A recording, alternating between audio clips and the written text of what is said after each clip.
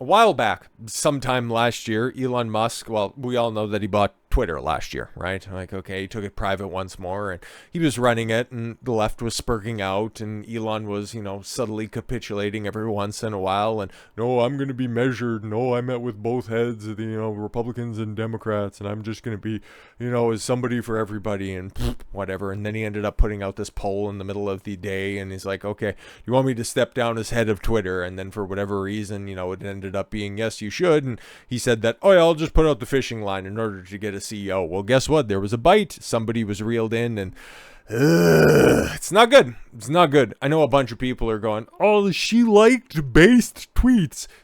Who the fuck cares? She follows like a bunch of different people, bro. There is very little to like about this situation. More or less, kind of looks like Twitter's just going to go back to being what Twitter was. Unless, of course, Elon Musk is, staying at the top of this. Because there is a little bit of a silver lining to this. Yeah, it's a private company. If Linda Yaccarino, a fun last name to say, if she's not doing her job appropriately, well, Elon can get rid of her like that. But there's also another reason that he picked her. And knowing Elon's history about how sus he is with women, I'm not surprised. I'm really not surprised. So, who is she? Elon Musk names Linda Yaccarino as the new Twitter CEO. Says that she's smart, fair, and reasonable. Great. If we had a functional platform that always has a history of being fair and reasonable, that would be great. That would be really great. And if it wasn't somebody who had so much baggage, it would be just a little bit more appropriate. But Twitter has a long history of bias. It's only a very, very, very small period in history where it's been anywhere approaching fair, open, and honest. So to bring in somebody that's just going to, maintain the status quo, not good. Not good. Okay, so on Friday, Twitter owner Elon Musk officially announced Linda Yaccarino as the new CEO of the social media platform. Musk revealed that Yaccarino would be focused primarily on business ops, while he would shift to product design and new tech. Okay, so she's going to be the face. She's going to be the forward face in order to stuff the coffers. That's kind of what she was doing in her previous job as well. But yeah, that definitely comes with some strings attached. Looking forward to working with Linda to transform this platform into X, the everything app, which is scurry in and of itself. I think people from both sides of the political spectrum will find Linda to be smart, fair, and reasonable, Musk added in a separate reply. Great, wonderful. So, yeah, once again, trying to appeal to everybody. In actuality, you end up appealing to nobody. Yaccarino on Friday morning was revealed to have left her position at NBC Universal, which is doing so great. So great. So you headhunt somebody from a failing multinational corporation only to bring them over to your platform that's actually one of the few big tech platforms that's doing sort of half-assed well. Interesting. As the media giant's head of marketing. So she was the head of marketing at NBC Universal. Fantastic. So that makes her CEO material. Okay. Her background has been scrutinized on both sides of the political aisle, on who the left pointing out that she follows accounts like Babylon Bee and Cat Turd. Great. We'll take a look at the amount of people that she follows. This is so insignificant. This is huge cope by certain people. So, a bunch of people that I respect, just, oh, well, why would somebody like a bunch of base tweets? It's like, when you like thousands of tweets every month, it's not that spectacular, okay? That means that maybe there's a culture of, closeted conservatives. Yeah, because that's what we need in executive positions. People that are too afraid to be themselves. People who are cowards with a forward face, but then continue to push those stupid policies that end up with broken companies. Fantastic justification you have there. And I like some of the people that are pushing stuff like that. Like I've seen Robert Barnes go, listen, guys, it's not as bad as it seems. It's like, Bob, you're wrong on this one. You're actually wrong on this one. Even though he's right on just about everything, we kind of disagree on this one. So yeah, she follows some based accounts that are out there, and the right drawing attention to her position with the World Economic Forum. Yeah, see, that's a little bit more of a problem, especially it's not like, tangential relations. And, oh, she also does some other things. She used to work for Trump. She was on the, health and safety Or the health and sports board for 2 years. It's like, okay, cool. She worked with Trump on an ancillary council that Trump couldn't care less about. Like, what? Okay, fine. According to her LinkedIn, Yaccarino has served as the chairman of the WEF's task force on future work since 2019. Great. And sits on the WEF's Media, Entertainment, and Culture Industry Governor Steering Committee. Great. She's also highly engaged in Value and Media Initiative. Oh, okay, cool. So she works at the WEF with a speciality in communications and technology, and now she's coming over to run, a communications and technology brand. Great. Fantastic. Nothing scary about that at all whatsoever. But don't worry, guys. Elon Musk reaffirms his commitment to free speech amid concerns over new Twitter CEO. Which, yeah, of course, private company. He can fire her if she decides to go off the plantation.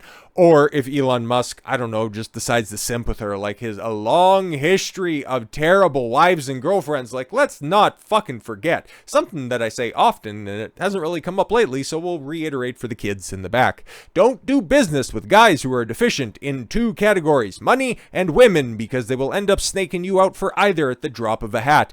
Elon Musk, exceptionally good with acquiring wealth. He is a functional genius. I don't agree with everything that he does, nor do I agree with anybody 100% of the time.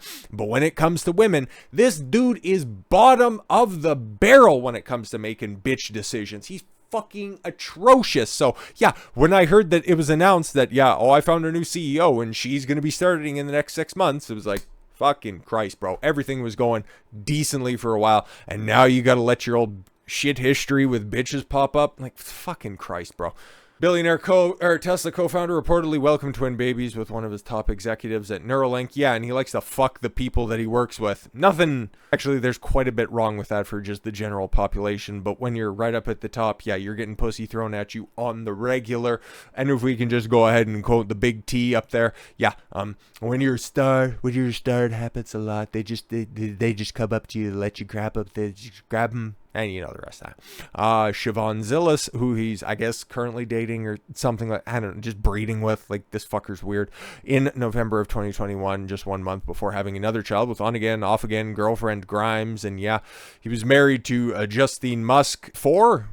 Yeah, I think we'll go with 4. Marrying the tech wizard in 2000, the couple welcomed their first son, Nevada, in 2002. Lost him to SIDS at 10 weeks old. That kind of sucks. The couple went on to have a set of twins, Griffin and Vivian, 2004, set of triplets. Yo, holy fuck, it's a vagina, not a clown car, my guy. They split in 2008. 2010, her ex-husband thought of her as a starter wife. Okay, that's kind of based. And then you have Tallulah Riley, who, again, like, he just likes basic bitches. Like, there's nothing inherently wrong with that. He's not, fucking whales or anything like that. But he also breaks another cardinal rule. Once you take the trash out to the curb, you don't go rooting through it, okay? Christ almighty, it's messy, it's gross, the neighbors are looking over at you and judging, and that's what he did with his second chick. Tallulah Riley got engaged with Musk 6 weeks after he filed for divorce from Justine. Multiple marriages, quick engagements. Oh my God, it's Johnny Depp all over again. And if you can see a name right at the bottom of the screen, you're going to see quite a bit of crossover. Okay, going on to marry the mogul herself in 2010. A couple hit a rough patch in 2014. They divorced at Elon's request the first time. So hey, at least he spotted that there were problems that were out there. Good on him. Nothing wrong with that at all whatsoever. The pair reconciled and remarried 18 months. Motherfucker, only to have Riley file for divorce in 2016. Oh, great, fantastic, okay. And then, yes, of course, the star of the show, and another reason that's like, I'm never going to take this motherfucker's advice, okay, because he was publicly fucking the world's cum dumpster. The fuck is wrong with you, bro? She had more red flags than a Chinese military display. Even back in the cut, she's fucking hot back in 2016. Now, not so much. Maybe a little bit too spicy for the Spanish, but it is what it is. I don't blame them for hitting it. I just blame them for taking it public. It's like, yo, what the fuck are you doing?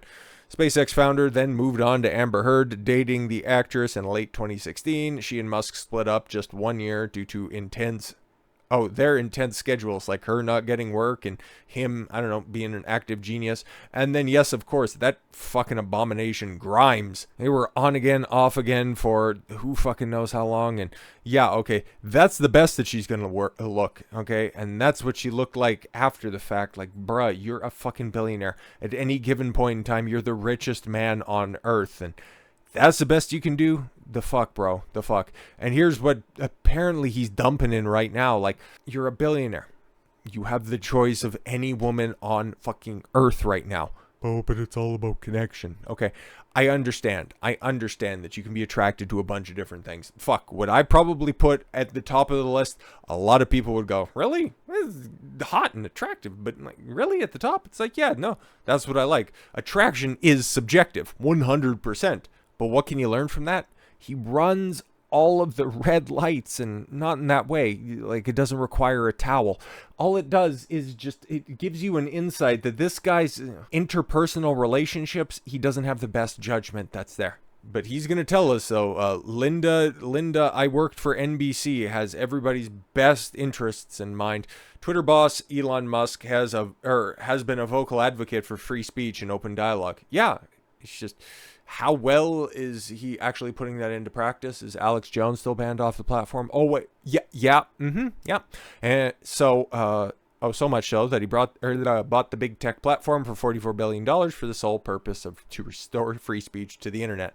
He was also legally required to at some point. But anyways, however, concerns have been raised of the public about his new appointment of Twitter CEO Linda Yaccarino and her commitment to these principles. Despite these concerns, Musk has reaffirmed his commitments to free speech in a recent tweet in response to activist Billboard Chris. No doubt she'll bring in advertising revenue in the short term, but she's a long-term mistake, Billboard Chris said. I hear your concerns, but don't judge too early. I'm adamant about defending free speech, even if that means losing money. Which is, I guess, a good sign, I guess. Like, okay, you definitely got to play some mental gymnastics when it comes to that. Okay, yeah, I'm committed to free speech, even if it means losing money. So, okay, if she's not doing her job appropriately, but she is being a rainmaker, he will get rid of her. That's one interpretation of that. Or it doesn't matter if you guys are here. It doesn't matter. Okay, somebody who bought his blue check mark. If he doesn't like my decision, you can leave. Somebody will come back in, and if you don't, it doesn't much matter. I have more money than God. You could also read it that way. Yaccarino's appointment as the new CEO of Twitter has led some to express concerns about her commitment to free speech principles that Musk holds dear. Others have preached patience. Yes, of course, yes, patience. Yaccarino has worked for NBC Universal for over a decade and has been praised for her leadership in driving the company's advertising business. Okay, like what? However, some have questioned her qualifications to lead a social media platform like Twitter. Yeah, because old media outlets are nothing like new big tech platforms, and have raised concerns about her previous statements that suggest she may not fully support these principles of free speech, given her involvement with the WEF and an ad industry that focuses on brand safety, a concept often used to censor conservatives. Yep, very much so, but you know what? Hey, we could just make vague allusions to what she's about, but why not just let her tell things in her own words? So we got her statement. That's right here. Okay, thank you, Elon Musk, Linda Yaccarino. I've been inspired by your vision to create a brighter future. Yeah. Just, general fucking nonsense. I'm excited to help bring this vision to Twitter and transform the business together. I have some new followers. Not as prolific as Elon Musk yet. Oh, those women, they're known to be so funny. But I'm just as committed to the future of this platform. What about free speech? What about free speech? That's all we care about. It's your feedback is vital to the future. I'm all here for it. Let's keep the conversation going to build Twitter 2.0. Yeah, feedback is vital. Yeah, feedback is vital. But you take a look at this. Hello, Linda. Okay. Or should I say Klaus? And then gets blocked. I'm a big advocate for free speech, right? Could be a troll. Don't know for sure or not. But yeah, man. And yeah, for all the people that say she likes based tweet and she follows a bunch of people that are also based. Bro, she follows 1,100. It's not quite as bad as John Cena. Like, the dude follows just about 500,000 people. But to try to point out everybody that she follows, and say that, oh, she's followed by a bunch of people. It's like, okay, bro, follows everybody, apparently. So that's definitely trying to read a little bit too deep into that. But like I said, we'll hear from her. Meet Linda Yaccarino, the new CEO of Twitter. In a 2020 interview, so a couple years ago, Yaccarino praised Jeff Shell and Brian Roberts, her bosses, for taking the right steps to fight social justice and equality. I'm an advocate for helping Twitter 2.0 launch. We know what you mean. Also, Yaccarino commended her company's progress of hiring 50% of women and 50% people of color.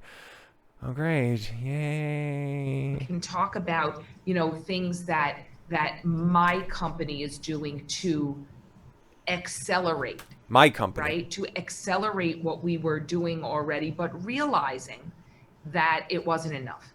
So what immediately started happening was that under the leadership of Brian Roberts and Jeff Shell, Comcast set up a fund to the value of $100 million to fight social justice and equality, and obviously supporting many, many important groups. But it really made a very public statement that we're going to put our money where our mouth is. We're not going anywhere. She's the money lady. It inspired action across every corner of our company. Corner. Because what it also did was made leadership of our company accountable. Oh, great. Hold them accountable. $100 million. What are you doing? What's the update? Where are you with that? But it also gave a lot of us opportunity to say, here's our update. How can you help? By hiring more women and people of color, right? And fighting for social justice and equality. Or I'm sure the updated speak would be equity, right? What do you think we should be doing, right? So I think it's very exciting. Right? And there's been a lot of exciting steps of progress right? We need progress. Our company. Because for a lot of companies, we needed to take a moment and actually open our aperture. I'll use maybe a TV or a film reference to say, okay, we thought we were doing enough. Clearly we weren't. So then we had to make sure we were taking the right steps to direct funds towards the right organizations, to make a public statement of accountability like Cesar Conde, our new chairman of news, who made a public statement that was confronting editorial bias and saying, my division, our news division, the biggest news division in the country, is going to be... NBC Universal, by the way, owns MSNBC, just in case, that wasn't obvious enough. But, we're dedicating ourselves to unbiased coverage. Go peek what MSNBC is doing, and you tell me how well that's working out. 50% women and 50% people of color. Ambitious goals? Yes, no doubt about it. Yo, Janet Jackson cameo? A statement, a stake in the ground with accountability. Accountability. And I'm happy to say there's many, many other examples of progress at our company. Divisions like mine, working with Add Color and T. Howard Foundation. So there's so many examples of us trying to listen, learn, but do. And I'll say the do. I'll say where our goal is really to be intentional about when we go back and give those report outs, that we're accountable and and we can report progress and that we're proud of what we're doing. So I think it's an exciting time that's come out of such adversity for so many people. I can talk. Proud about what her company is doing. Sounds like a closet conservative, huh? But don't worry, it gets better. Then we got Mario Narfwal, who kind of has the bum-ass take when it comes to the Tates, but hey, he's a journalist. So like I said before, you don't have to agree with somebody 100% of the time, but he really missed on that one. But hey, man, that's why you can't agree with everybody all the time. But who is the new CEO of Twitter? Linda Yaccarino, a potential new CEO for Twitter. Well, it's been confirmed now, but he was doing the digging beforehand. Is an executive at NBC Universal and holds a position at the World Economic Forum. Last month, during an interview with Elon, Yaccarino encouraged him to allow advertisers to have influence on the platform. Oh, great. And she's supposed to be the money. Oh, okay, cool. Musk disagreed, stating that it was wrong for advertisers to try to shape Twitter's content. Okay, Yaccarino persisted, requesting the reinstatement of an influence council for the advertisers to regularly interact with Twitter's leadership. Oh no, Musk expressed concern that this could lead to public backlash. So do we make this council public or not? Oh, okay. Before her potential role as Twitter CEO, Yaccarino had various positions at NBC Universal, including chairman of Global Advertising and Partnership. While I understand everyone's concerns about the reading above, I want to point out a few important points, and we'll play the clip here in a second. Okay. Working at the WEF doesn't immediately make you part of an establishment. Is every politician evil? Every banker greedy? No, of course not. But what was her role? A part of the WEF? She was... What? It's on the WEF's Media, Entertainment, and Culture Industry. Okay. Governor's Steering Committee, highly engaged with value in the media initiative. All right. If done right and without influencing free speech, communication between Twitter and advertisers is positive. And again, that could happen in a utopia, but shit ain't happening right here. Elon can fire a CEO if they don't live up to his expectations. Yes, of course, and that's always the silver lining that's there. But this is also a guy who has one face on Twitter and then another one on WeChat, which he ultimately wants to replicate with his X platform and create and move Twitter into that direction. So what does this clip say? We miss any context? A massive platform. You have a vision. Yeah. That is a why is she dressed like a banana? of just daily open sourced conversation. Which is great. And they can conduct their lives, their business, their commerce, whatever they can do on your platform. That's a pretty big vision. Notice the comparing and the contrasting between, okay, those people, they want to talk about that stuff, but when she was talking about the diversity, inclusion, and equity stuff, it was all about my company and our stuff. Interesting. But in the middle should be advertising opportunity. That sounds like a great opportunity. I can talk about my brand. I can get my customers to communicate, and then they could also buy stuff. That sounds pretty good, right?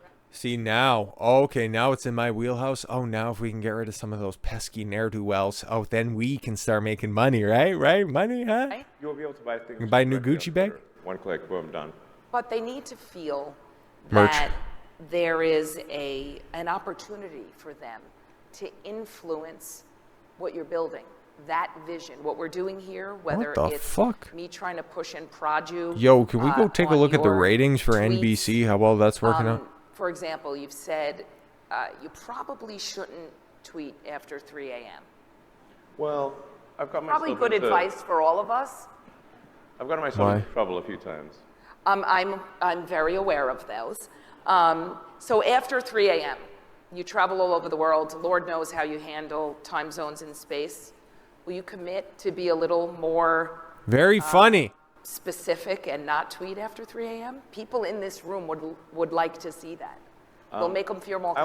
Yo, what the fuck? This nagging bitch. confident. This is the one that he picked. Less after 3 a.m. But I mean, it is important that, I mean, if I were to say, yes, you can influence me, that would be wrong. Yeah. That would be very wrong. Because that would be a diminishment of freedom of speech. But I want to be specific about influencing. It's more of an open feedback loop for the advertising experts in this room to help develop Twitter into a place where they will be excited about investing. Bring Twitter back to a point in time where, it was never profitable at all whatsoever. Come on now. More money, product development, ad safety, content moderation. That's what the influence is. Basically like what YouTube is doing. Is that the future that you want? Yeah, I think no. It's totally cool to say that you want to have your advertising appear in certain places in Twitter and not in other places. But it is not cool to try to say what Twitter will do. And if that means losing advertising dollars, we lose it. Okay, good. But freedom of speech is paramount. Yeah, that was the first applause break we heard. Twitter 1.0 had a very well-populated, much-loved influence council. By who?